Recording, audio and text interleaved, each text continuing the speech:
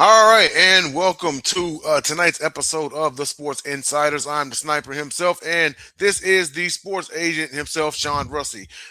You are tuning into us live on the Sideline Sports Network. Some of you from JBS's LinkedIn, some of you maybe from his X account, and then also some of you from the YouTube account, Sideline Sports YouTube account. Just know that you can follow Sideline Sports on all of the great platforms. We're on Facebook as well as Instagram, TikTok. We have the 2-for-1 special on TikTok, and of course, we're on X as well. Also, tune into some of our great shows and great programming. We will be in the Bay Area next week covering Super Bowl week for Super Bowl 60. So stay tuned for material out there. We will be going live with interviews and other great activities from around the area throughout the week. So before we get started, Sean, how you doing, man? No, everything's going good, man. How are you? Mm, pretty good, pretty good. So, let's see. Not going to be a long show. Just wanted to touch on the NFL coaching hires for the 2026 season. So, first one, after 18 years in Baltimore, John Harbaugh and the Ravens organization parted ways. And it was almost immediately he was swept up by the New York Giants. The Giants have hired John Harbaugh. Harbaugh is getting adjusted to being down there thus far. He did have a conversation with quarterback Jackson Dart, and after the conversation with him, Harbaugh reported that he was ready to run through a wall. So he can't wait to get started. But Sean, your thoughts on the hire of John Harbaugh? Yeah, it's funny. It's almost more like Harbaugh was hiring teams on this one, especially given his status. Yeah, It was even said he only did virtual interviews with everybody except for the Giants, who got the only in-person interview. And they pretty much. wrapped up the deal, on the same, within the same visit. However many days he was in New York for, who knows? But they wrapped it up, and you could see the similarities, between Dart and a young Lamar. But obviously, he's well known not only for what he's done with Lamar, but the defenses he's had for 18 years. And Hmm. the Giants, honestly, if you look at them on the roster, the best side of the ball right now is their defense. Pretty much. So I think you brought in a guy, even though you've got a young quarterback, he's dealt with a young quarterback before in a similar play style. So he's not going to have to change necessarily what he had going in Baltimore. And it may be more about just having the backs adjust to what Dart can now be allowed to do under in Harbaugh's system. Um, Cam Scatterbo, I don't think is going to necessarily lose running touches, but he's not going to be running as straight ahead. I think as you're going to see more options in RPO now from the Giants than you had under Dable. Yeah, yeah, absolutely. And you know what? Yeah, I think that what they need to do, because you got to figure, right? You've got a pretty young core on offense. But when he gets healthy, I mean, there's no denying that potential triple threat of Malik Neighbors, Cam Scatterbo, and Jackson Dart. No, if that's the Giants had the injury bug bad. Neighbors went down early, and Scatterbo went down after he kind of popped off the page there. So hopefully they can both come back healthy and at a good form. But both are going down from injuries that usually takes half a year to start seeing that form again. So we'll see how that affects the team overall as they get started. Yeah, yeah, yeah, absolutely. And you know what? This actually leads to my next one. So this was supposed to be toward the end, but I moved it up to next for a reason. It's because when John Harbaugh got hired by the Giants organization, it was expected that he was going to bring offensive coordinator Todd Monken with him to New York. But something changed. Something happened. And I'll be honest, I haven't kept up on the reports or anything like that. I look up and all of a sudden I see the Browns have hired offensive coordinator Todd Monken. Him and Harbaugh had formed quite the team out there in Baltimore, and I don't know if it was, and maybe you have a bit of an inside tip there, Sean. But Todd Monken is going to be the new offensive coordinator for the Cleveland Browns. We all know this man loves his mobile quarterbacks, and he's got Deshaun Watson and Shadur Sanders to play with, to work with. Yeah, he's been always respected for what he's done, not only as a running backs coach, a quarterbacks coach, and OC, but he's been around for almost 3 decades and never given a head coaching opportunity. I'm not saying there's reasons that he hasn't, but um, usually there's reasons that OCs sometimes just struggle as head coaches. I mean, just look at Josh McDaniels. He's just better off as an OC. No different than Norv Turner. He was just better as a defensive coordinator. Mhm. Um, some of these guys just aren't fit for the lead role. And we'll talk about one that I think may not be fit for that role here in a minute. But it was a surprise not only because of him obviously thinking it's going to be an easy follow to Harbaugh in terms of once Harbaugh signed in New York, but this is now the second time the Lions have passed over defensive coordinator Jim Schwartz. Yeah, And if you look at the way that team played for him defensively over the last 6, 7 years, they've obviously he's still got the locker room 6, 7 years in, which is tough to do. Um, More so than that, he was passed over in house for Stefanski hire, and now he's been passed over again. So Schwartz walked out of the building. Now he is under contract, but obviously, if he's saying I'm out, they're going to have to hire a defensive coordinator. Whether they actually release him from the contract and pay two DCs this year is kind of up to them. I don't think they'll hold on to him like that. I think there's some understanding why he would obviously be upset after showing loyalty the last time he was passed over. Um, but that really, for me, was what came out of it. It was like, wow, they passed over him again after that. That defense has been yeah, arguably points against top five year in and year out, outside of maybe one or two outlier years with Schwartz in the 7 years. yeah. And the And Browns still don't have a head coach. yeah, the losses have not really ever been on that defense since he's gotten there. Garrett as well. They've not had good quarterback play. They turn the ball over. They leave the offense, the other offense with short fields. So it becomes one of those things where it's really not a defensive problem in Cleveland. It's an offensive identity problem, like it's been for God knows how long. True. Yeah, indeed. I mean, and the fact that they wouldn't promote him, and Jim Schwartz has been a head coach before. Yeah, that is, and And we you've see already, why. so you have familiarity with the young players in house, familiarity with Sanders. He can go hire someone to be his OC. I don't know if that would have been Monken if he had gotten the job in the reverse role here. But I think you go find someone that fits Sanders, not necessarily just the guy who worked with Lamar, because I think Sanders is a different quarterback altogether in terms of the time he needs. I actually would have rather seen Cleveland go defensive, bring in a veteran, let Shador learn for a year or two. But Mhm. I think with this hire, obviously they're going to go full on with Shador unless they do something in the draft here.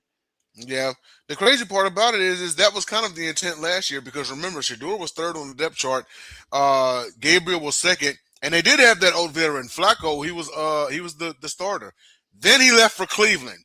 Now you're left with all youngsters on the roster. I mean, not counting Deshaun Watson, who will come and reclaim his spot next season. Yeah, it'll be interesting to see what happens there because they really can't do much with that contract in terms of moving off of it. Yeah, true, true. Well, we'll move on to our next one. So speaking of ex-Browns head coaches, the Atlanta Falcons have hired Kevin Stefanski. This is an interesting move. I'm actually curious to see what he does with that offense. He's going to, well, he'll have the likes of Drake London and Bijan Robinson at his disposal. But I mean, and the defense is a little more better than advertised. Also, the only thing is, and it doesn't matter who was hired at head coach in Atlanta. The question is going to be about the quarterback. Is Penix the guy, or do you turn back to Cousins? And I think this move they may actually do that for the year. I believe this is Cousins last year of the deal now finally. So if they don't move him or cut him beforehand, and I don't think they will because Stefanski and him played well together in Minnesota. Um, so I think you're going to see Cousins start for a year. They're gonna sit Penix again, and let him learn the new system instead of making him learn it on the fly. They're going to let him learn it under Cousins, who already knows it. Um, and then I think they'll move on from Cousins next year, and then let finally Phoenix finally take over in full. He showed some flashes, but when you've got a young quarterback and a defensive coach, it's hard if they pick the wrong OC. And the crazy part about it is it's not he showed some flashes. It's not like he doesn't have the ability, but in the last there was a stat that me and Dom on the gauntlet had talked about. In the last 8 seasons between college and pro, Michael Penix has had a season-ending injury 5 times. Yeah, he's not made it through. He seems to be on that. I'll get you 10 to 12, but don't expect 17. Yeah, pretty much.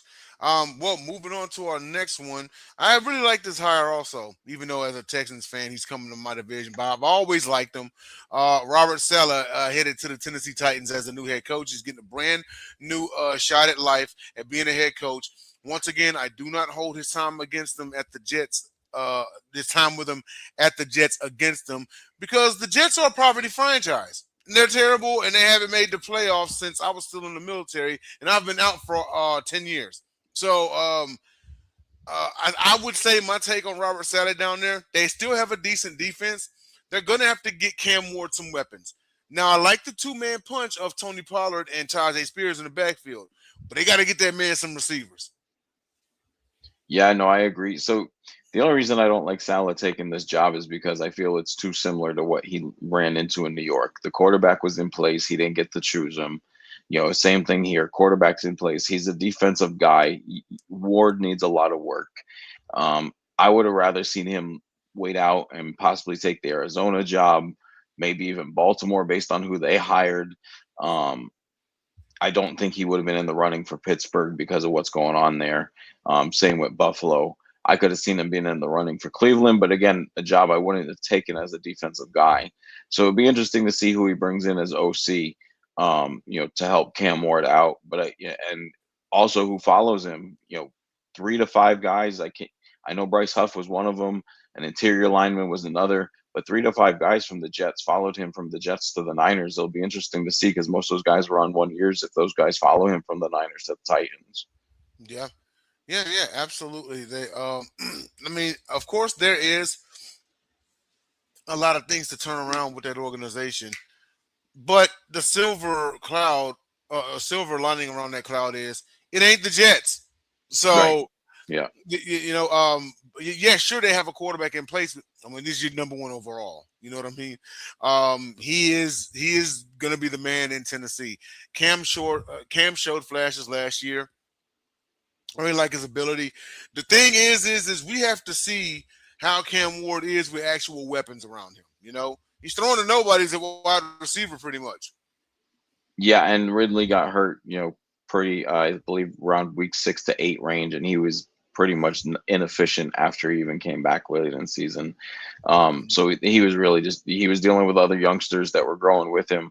They don't have a great offensive line right now. The running game was still solid despite that. So we'll see what happens. Like I said, Salah needs a solid play caller in there behind him. You don't want Salah having to do too much other than fourth down decisions, really. Okay. Yeah. Absolutely. Hold on. I have to let's see because they have Matt LaFleur. Um, okay. So I went on ahead and made a correction. So the Miami Dolphins have hired um the former Packers defensive coordinator Jeff Haley. First gig as a head coach. Do you like the hire? Yeah, I mean, I think this is something where the management there wants a little control over the quarterback. So you bring in a defensive guy who's gonna, probably just nod and say yes to whoever you want to bring in, whether it's draft or free agency. But OC wise as well, you're gonna have a quarterback competition there. Now, Miami didn't clean house defensively like they were expected at the trade deadline, so he's got some pieces to work with, Right. and he's done really well in Green Bay even before the acquisition of Parsons. So, as a defender, I'd definitely be excited for the hire. As an offensive guy, obviously, you're waiting to see who that OC is going to be, just to see what kind of system you're going to have to see adjust to, because the Mike McDaniel system obviously comes out of the Kyle Shanahan tree and the Sean McVay tree. You're not going to get probably someone out of that tree in there for this next hire. So it'll be interesting to see, who the OC ends up being. Yeah. Yeah. Uh, yeah. He. Excuse me. He was around. He was around when Jair Alexander was pretty healthy, wasn't he? Yeah, no, I mean, Packers had always had solid secondaries under him, and like I said, even without superstars, he generated pass rushes, and I believe if we go back and look at his full length term with Lafleur, I think he's got the same record. They missed the playoffs the one time. Okay. Okay, then. Yeah. Well, it's they're starting all over, and then also the biggest question is going to be what's going to happen with Tua. You know, Yeah, are they going and to it's mill him? really for Tua, it's like Alex Smith syndrome. You've had 19 OCs at this point. You've also got injury concerns, and it's more serious as Alex was only dealing with knee issues at the time, and that was before Alex even broke his leg. Mhm. But Tua, you've got the concussion problem, and it's like how many more is he going to take before he just he takes a concussion week 3 and in the middle of week 3 and 4, hey, I'm retired now, like I'm done. Yeah. Um, I mean, and that's that's a scary injury history to have is the amount of concussions he takes, and it seems to be one or two a year at this point. Right. Right. Okay. Then. Yep. Well, and I was I was actually doing I was counting up the years back here. And let's see, there's been one. Okay, so Jesse Minter is going to be the third head coach after since Chuck Noll, and they're fourth in the last 40 something seasons. So they hired Jesse Minter. Jesse Minter was the Los Angeles Chargers former defensive coordinator. Wait, no, I'm sorry. Um, wait, I'm sorry. Hold on, timeout. I did that all wrong. Jesse Minter went to the Ravens. Okay, hold on one second. Let's correct that. All right, so he's the guy that's replacing Harbaugh. Ravens hired Jesse Minter, who was the former Los Angeles Chargers defensive coordinator. And your thoughts about that? Yeah, I mean, I think this was an easy one for the Ravens after losing Harbaugh. Stick with um, defense, even though the defense was a little, you know, not their usual selves last year. They still have the same pieces in place, and Mm-hmm. Minter runs a similar, high zone, single zone system that in terms of bringing the safeties down that Harbaugh likes to run. So Mm-hmm. it's going to be an easy transition defensively. Again, it's kind of like these last three hires. It really depends who his OC is going to be. Okay. Yeah, absolutely. I mean, we know that and keep in mind that under Jesse Minter for the last two seasons, the Chargers have had a top five defense. Now, if I'm not mistaken, I believe just 2 or 3 short years ago, the Baltimore Ravens had the number one defense in the NFL. You know, so Yep. it very well could be that, and also because you figured their defense was kind of injury riddled and depleted last season. They did get healthy a little bit, and then of course they got on the winning streak, got a little bit better and everything. But I expect the Ravens defense to be a top five defense once again this season under Jesse Minter. So now, all right, fourth head coach in the last 40 something years. The Pittsburgh Steelers have hired former Packers and former Cowboys coach Mike McCarthy. I actually, believe it or not, like this hire. You figure, what, 3, 4 years with the Dallas Cowboys, and several of those seasons they won 12 games. They just couldn't get past the divisional round because it's the Cowboys. Um, now, it is unknown currently if Aaron Rodgers will return for another season, but this will see a reuniting between him and the man who developed him, Mike McCarthy. Your thoughts on this? Yeah, so it's funny to see them go this way, but I can see why they did it, especially even if it's only for a year or two. And I'm sure McCarthy's not planning to be there for 5 years, given his age already. And just given their history, I was kind of surprised they went this way because you figured they were going to put someone in that seat that they could potentially have in there 10, 15, 20 years, like the previous three have been. McCarthy, obviously at 60 plus years old already, I can't see him going 20 years. You'll be talking Parcells on the sideline at that point. Mm-hmm. Um, and it's a good fit, I think, for what they have roster wise and what they want to do. And obviously they were very competitive, even though, what were they, 10-7, 9-8, somewhere 7. right there, Yeah. but if you can get to the playoffs with a system that's been familiar to your quarterback for the last decade, maybe the results will be a little bit different this time around. A lot will depend on what they do in free agency. Maybe McCarthy and Rodgers being back together draws some former Packers to the Steelers for this season. But overall, it was a little bit of a head scratcher for me because I would have rather seen you bring in someone that's going to build off this when Rodgers leaves. Because I think when Rodgers leaves, it's probably tied to McCarthy leaving a year or two later. Um, And that was just, I think, just outside of character for the Steelers in terms of their typical long-term hires. But I like it in the short term for sure. Yeah, I actually thought that Rodgers was going to be going with Tomlin. Yeah, don't forget Rodgers loved Tomlin. You know, um, I was one of the first ones like, okay, if Tomlin's gone, Rodgers is going to retire. Rodgers is not going to go to another team at his age and learn a whole nother system. And, Then here comes Mike McCarthy. You figure, and right? I'm And it's sure like, that played in. I'm sure they asked him, Aaron, what would make you stay? And he's probably said, hey, if you can talk Mike McCarthy into coming here, yeah, then I'll stay at least another year. okay, yeah, yeah. Definitely a theory that's worth throwing around there. It is familiar territory. He did win a ring with McCarthy, so you have that. And he also kind of figured, well, they are the division champions. They're going into the next season, the reigning division champions.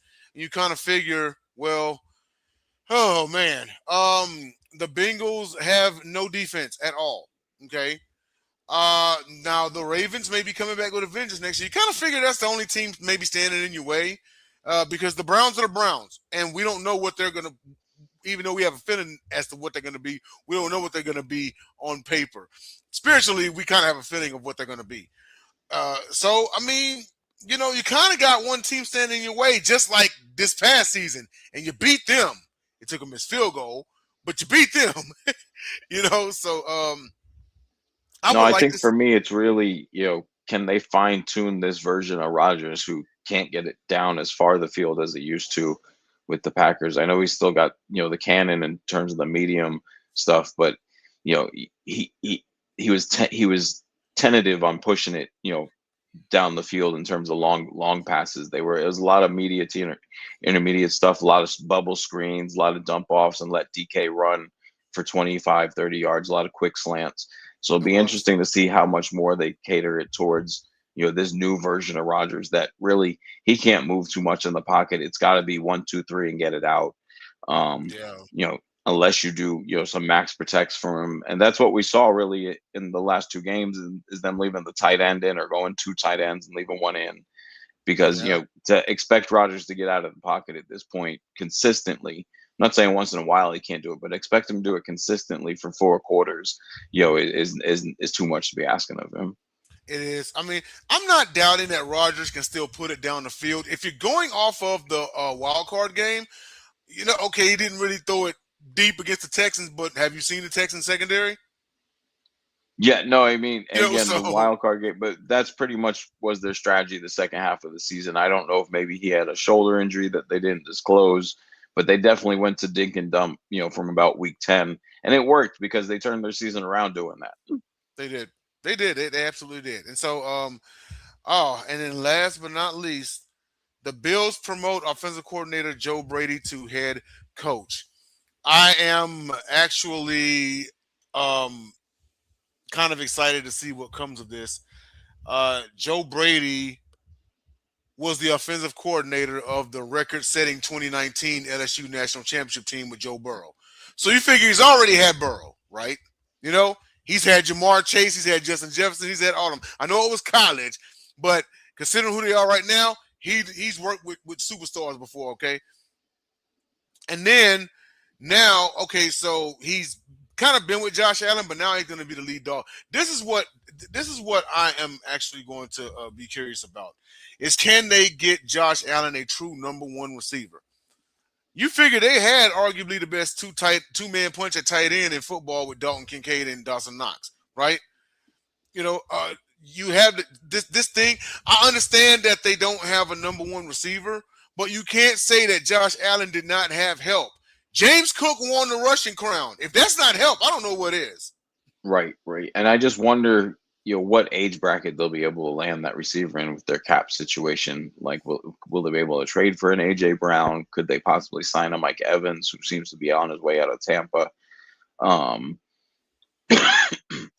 but the cap situation there isn't going to let them go like sign a 27-year-old wide receiver to a max deal. Unfortunately, the thing I worry about here is this to me says they didn't really want to fire McDermott, but you had to do it because he hasn't gotten them past a certain stage in the playoffs, and there was no Mahomes this year.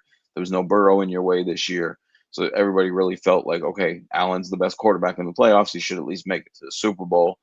Um, but I think this is a way to say we're going to give this whole system one more shot. Yeah, and I really think it's a 1 year deal. If the Bills fail again, I think we'll come back next Coach's Black Monday and you'll be talking about Joe Brady being fired.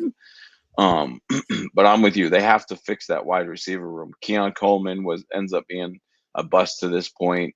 Um, they got rid of Gabe Davis, who really, they ended up bringing back, and he thrives in that system. So it'll be interesting to see what Brady does with him. Um, but do they end up getting like a Stephon Diggs, who maybe, let go out in New England because all their young guys have really developed this season? Do they need to hold on to Diggs at this point? And that would be a return to Buffalo for him. You really wonder if are they just going to get a veteran guy who's going to be able to demand some coverage, but is not really going to stretch the field, or are you going to be able to go get someone in that younger bracket who could stretch the field for you? Obviously, AJ Brown could still do that for you, but to the other extent, the other two that were mentioned, not so much. Those would be more, Mike Evans, possession type guys that you could just count on that they're not going to drop third down passes. Yeah, indeed. And they as far as who would be coming out, I mean, you figure isn't one of the Ohio State receivers coming out this year for the draft? I mean, if I'm Buffalo, I'm probably trading up to get him. Yeah, it'll be interesting to see how aggressive they are because they obviously have their first rounder. I believe they have their second rounder as well.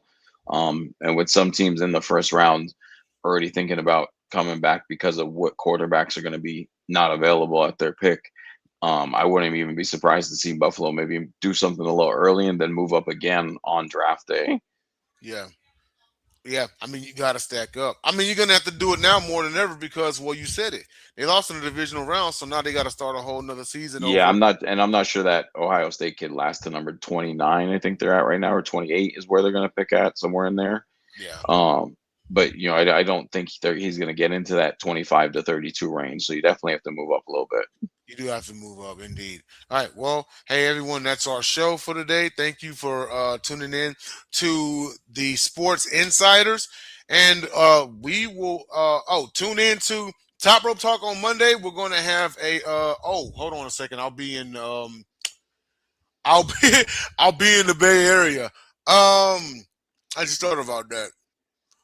We might we normally I'm gonna have to talk it over with you, Sean. We normally don't stream on the weekends, but we might do a Saturday night, quick recap.